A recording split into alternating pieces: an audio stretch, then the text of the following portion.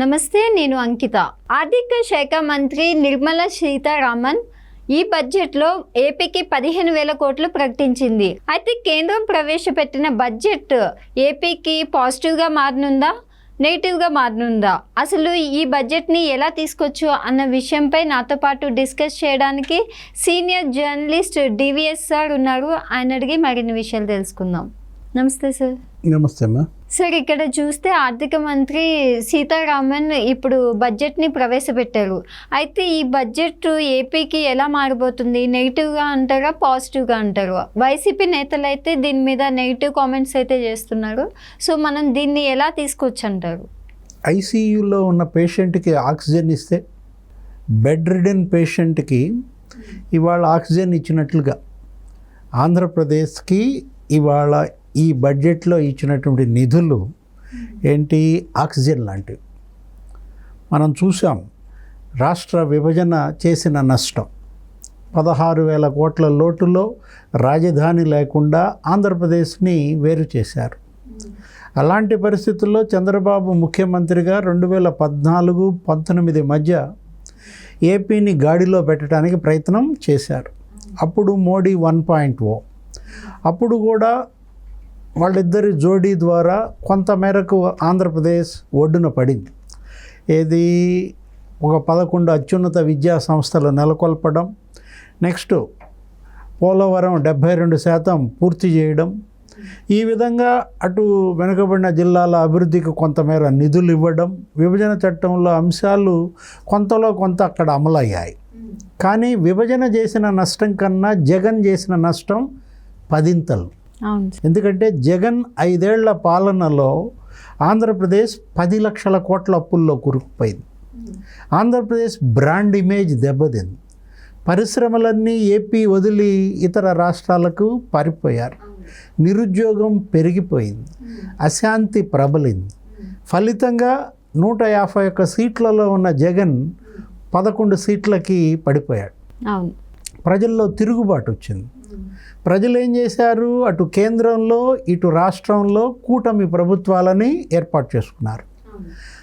BJP, Telugu Desam, Janasena కూటమి అటు కేంద్రంలోనూ ఇక్కడ రాష్ట్రంలోనూ డబుల్ ఇంజిన్ సర్కార్ అధికారంలోకి తెచ్చుకున్నారు. ఇప్పుడు ప్రజలకు ఏవైతే హామీలు ఇచ్చారో ప్రధాని మోడీ, అమిత్ షా, రాజ్నాథ్ సింగ్ వీళ్ళందరూ కూడా ఆ హామీల అమలే ఈ తొలి బడ్జెట్లో అమరావతికి 15,000 కోట్లు.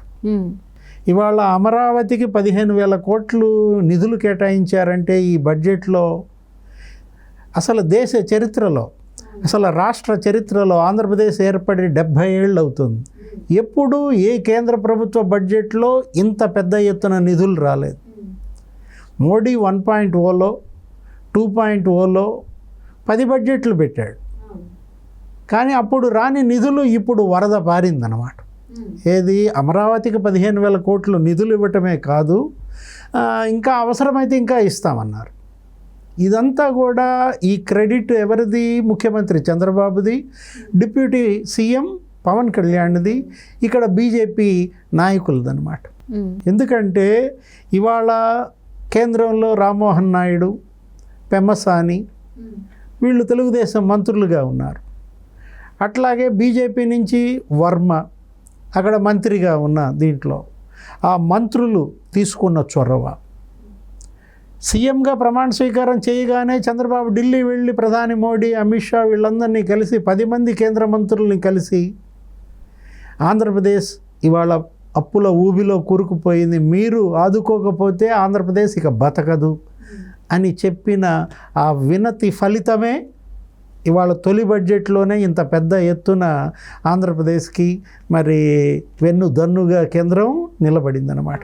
ఇప్పుడు ఈ 15,000 కోట్లు ఇవాళ అసలు ప్రధాని మోడీ, ముఖ్యమంత్రి చంద్రబాబు, డిప్యూటీ సీఎం పవన్ కళ్యాణ్ చిత్రపటాలకు పాలాభిషేకాలు చేయాలి నిజం చెప్పాలంటే. ఎందుకంటే ఇది అంత శుభవార్త.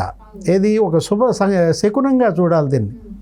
ఇప్పుడు తొలి బడ్జెట్లోనే ఇలా ఉంటే ఇంకా తర్వాత బడ్జెట్లలో కూడా ఆంధ్రప్రదేశ్కి రాబోయే 5 ఏళ్ళు ఇక నిధుల వర్షమే అన్నమాట. మనం చూసాం, చంద్రబాబు ఢిల్లీ వెళ్ళి అక్కడ హర్దీప్ సింగ్ పూరితో భేటీ, నీతి ఆయోగ్ చైర్మన్తో భేటీ, అక్కడ పీయూష్ గోయల్తో భేటీ. దరిమిలా ఏం జరిగింది, బీపీసీఎల్ ఆంధ్రప్రదేశ్కి వచ్చింది. మచిలీపట్నంలో ఇవాళ ఆయిల్ రిఫైనరీ పెట్టడానికి ఆ సీఈఓనే వచ్చి చూశాడు, కృష్ణకుమార్ బృందం. ఆయిల్ రిఫైనరీ అక్కడ కనుక వచ్చినట్లయితే నీకు 70,000 కోట్ల ఇన్వెస్ట్మెంట్, నీకు 25,000-30,000 మందికి అక్కడ ప్రత్యక్ష ఉపాధి, పరోక్షంగా ఇంకా అంతకు రెట్టింపు ఉపాధి. అంటే బ్రాండ్ ఇమేజ్ పెరుగుతోంది. రీబిల్డ్ ఏపీ అన్నమాట. ఈ బడ్జెట్ను కూడా నువ్వు ఎలా చూడాలా, రీబిల్డ్ ఏపీగానే చూడాలి. ఇప్పుడు అమరావతికి 15,000 కోట్లు ఇవ్వడం వల్ల ఏం జరుగుద్ది, అక్కడ రోడ్లన్నీ నీకు శరవేగంగా పరుగులు తీస్తాయి. ఇప్పటికే జంగిల్ క్లియరెన్స్ అంతా అయిపోయింది. అక్కడ సిఆర్డిఏ యాక్టివేట్ అయింది. ఇప్పుడు సీడ్ యాక్సెస్ రోడ్డు నీకు నేషనల్ హైవే కలుస్తుంది. మిగతా రోడ్లన్నీ కంప్లీట్ అవుతాయి. జగన్మోహన్ రెడ్డి మధ్యలో వదిలేసిన భవనాలు అవన్నీ కంప్లీట్ చేస్తారు. కొత్త ప్రాజెక్టులు వస్తాయి. జగన్ తరిమేసినటువంటి 136 సంస్థలు, ఏది కేంద్ర ప్రభుత్వ రంగ సంస్థలు, రాష్ట్ర ప్రభుత్వ సంస్థలు, నాబార్డ్, ఆ తర్వాత ఆర్బీఐ, ఎస్బీఐ, ఇవన్నీ కూడా మళ్ళా అమరావతికి వచ్చే అవకాశం ఉంది. వస్తున్నాయి. ఏంటి, అక్కడ భూములు వాళ్ళకి కేటాయించిన భూములు అన్నీ వచ్చి చూసుకుంటున్నారు. ఇప్పటికే 45 సంస్థలు అక్కడికి వచ్చాయి 136లో. అంటే జగన్మోహన్ రెడ్డి ఆ 136 సంస్థలని తరిమేయడం వల్ల 1,00,000 కోట్లు పెట్టుబడి పోయింది, 1,00,000 మందికి ఉపాధి పోయింది. ఇప్పుడు అవన్నీ మళ్ళీ తిరిగి వచ్చే శుభ సంకేతం. అదే కాదు, ఇప్పుడు పోలవరంకి మరి ఏమన్నారు నిర్మలా సీతారామన్, సత్వర పూర్తికి సంపూర్ణ సహకారం అని. ఒకే ఒక సింగిల్ సెంటెన్స్. పోలవరం ప్రాజెక్టు ఇవాళ లైఫ్ లైన్ ఆంధ్రప్రదేశ్కి, రైతులకి, ఆ తర్వాత అసలు దేశానికి ఆహార భద్రతనిచ్చే ప్రాజెక్ట్. ఆ ప్రాజెక్టు సత్వర పూర్తికి సంపూర్ణ సహకారం ఇస్తామంటే షర్మిల ఏమంటుంది, పోలవరం ఎప్పుడు పూర్తవుద్దో చెప్పలేదు అంటది. ఫలానా సంవత్సరానికి పూర్తి అవుద్దని చెప్పలేదు అంటది. మీ అన్న చెప్పాడుగా, జగన్మోహన్ రెడ్డి, అనిల్ కుమార్ ఏమని చెప్పారు, 2020 కంప్లీట్ అవుద్దన్నారు, 2021 అన్నారు, 2022, ఇట్లా డెడ్ లైన్లు మార్చుకుంటూ వచ్చి చివరకు గోదాట్లో గెలిపేశారు. పోలవరం ప్రాజెక్ట్ ఇవాళ డయాఫ్రమ్ వాళ్ళు దెబ్బతింది, గైడ్ బండ్ కుంగింది. అసలు ఎంత నాశనమైందో అంతుపట్టని పరిస్థితి. అంతర్జాతీయ నిపుణుల బృందం మొన్నొచ్చి చూసింది. వాళ్ళు ఏదో చెబుతారు, వాళ్ళ నివేదిక ఇస్తారు. ఇప్పుడు అసలు ముందు ఎక్కడ ఆగింది, ఎంత దెబ్బతింది తెలిస్తే తర్వాత నిర్మాణం ఏదైనా ఈ 5 ఏళ్లలో పూర్తి చేయడం ఖాయం. మళ్ళా ప్రధాని మోడీయే దాన్ని ఓపెన్ చేయడం ఖాయం. పోలవరం ప్రాజెక్టే కాదు, ఇవాళ ఇండస్ట్రియల్ కారిడార్లు ఏంటి, వైజాగ్ చెన్నై ఇండస్ట్రియల్ కారిడార్లో నీకు కొప్పర్తి నోడ్ డెవలప్ చేస్తామన్నారు. విద్యుత్, వాటర్, నిధులు, హైవే, రోడ్లు అన్నీ కేంద్రమే డెవలప్ చేస్తానంది ఇండస్ట్రియల్ కారిడార్. అదే కాదు, హైదరాబాద్ బెంగళూరు ఇండస్ట్రియల్ కారిడార్, దానిలో కూడా ఓర్వకల్ డెవలప్ చేస్తామన్నది. ఓర్వకల్ నోడ్ డెవలప్ అయితే ఆ మొత్తం అంత పరిశ్రమలు వచ్చేస్తాయి. ఇటు 2 తెలుగు రాష్ట్రాలకి అది ఉపయోగం. తెలంగాణ, ఆంధ్రప్రదేశ్ రెండిటికీ కూడా ఉపయోగపడే ఇండస్ట్రియల్ కారిడార్. అటు కొప్పర్తి, ఇటు ఓర్వకల్ డెవలప్ చేయటం వల్ల కంపెనీలు వస్తే, పరిశ్రమలు వస్తే, పెట్టుబడుల గమ్యస్థానంగా ఆంధ్రప్రదేశ్ మారితే నీకు లక్షలాది ఉద్యోగాలు వస్తాయి. యువత ఇవాళ అన్ఎంప్లాయ్మెంట్ నీకు పూర్తిగా అదృశ్యమైపోతుంది. సార్, ఇక్కడ చూస్తే 15,000 కోట్ల బడ్జెట్ రావడం అనేది ఇట్స్ నాట్ అన్ ఈజీ. అయితే అసలు మరి ఇది ఏపీకి నెగిటివ్గా మారిపోతుందన్న కామెంట్స్ ఎందుకు వస్తున్నాయి అంటారు? వైసీపీ ఏమంటోంది, జగన్మోహన్ రెడ్డి వీళ్ళందరూ ఏమంటున్నారు, 1,00,000 కోట్లు అడిగాడు కదా చంద్రబాబు, ఢిల్లీ వెళ్ళి మోడీని 15,000 కోట్లే ఇచ్చారేంటి అంటాడు. 15,000 కోట్లు ఇచ్చింది కేవలం అమరావతికి, ఇంకా ఎంతైనా అమరావతికి ఇస్తామంది నిర్మల. ఇప్పుడు పోలవరంకి ఇచ్చేది, ఇండస్ట్రియల్ కారిడార్లకు ఇచ్చేది, వెనకబడిన జిల్లాల అభివృద్ధికి ఇచ్చేది, ఇవన్నీ కలుపుకుంటే ఇంకెంత ప్యాకేజ్ అవుతుందో మనకు తర్వాత తెలుస్తుంది. దీనికే వీళ్ళు కోడిగుడ్డు మీద ఈకలు బీకితే అది గ్రాంట్ కాదు, అప్పు అంటారు. గ్రాంటో అప్పో అది కేంద్రం చూసుకుంటుంది, రాష్ట్ర ప్రభుత్వం చూసుకుంటుంది.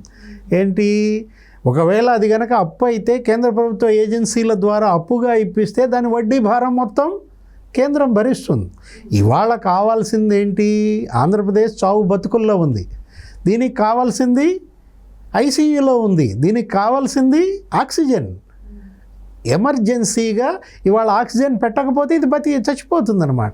అలాంటి పరిస్థితుల్లో కేంద్రం తొలి బడ్జెట్లోనే ఇంత పెద్ద సహాయం చేస్తే దాన్ని హర్షించాల్సింది, అభినందించాల్సింది, ఆనందించాల్సింది పోయి ఇలా విమర్శలు చేయడం ద్వారా వీళ్ళు నవ్వుల పాలవుతున్నారు. ఎవరు, జగన్మోహన్ రెడ్డి, వాళ్ళ మీడియా, లేకపోతే షర్మిల, వీళ్ళందరూ కూడా ఇవాళ ఏంటి, వెనుకబడిన జిల్లాలకు నిధులు వస్తున్నాయి. ఏది, వాళ్ళు స్పష్టంగా నిర్మలా సీతారామన్ చెప్పింది, రాయలసీమ జిల్లాలు, ఉత్తరాంధ్ర జిల్లాలతో పాటు ప్రకాశం జిల్లాకు కూడా నిధులు ఇస్తామంది. ఇంతకుముందు లేదు అది. ఏది, ప్రకాశం జిల్లాకి నిధులు. మొన్న పార్లమెంటరీ పార్టీ భేటీలో ఎంపీలతో చంద్రబాబు సమావేశంలో ఏం చెప్పాడు, వెనుకబడిన జిల్లాలతో పాటు ప్రకాశం జిల్లాకు కూడా నిధులు దండి అన్నాడు.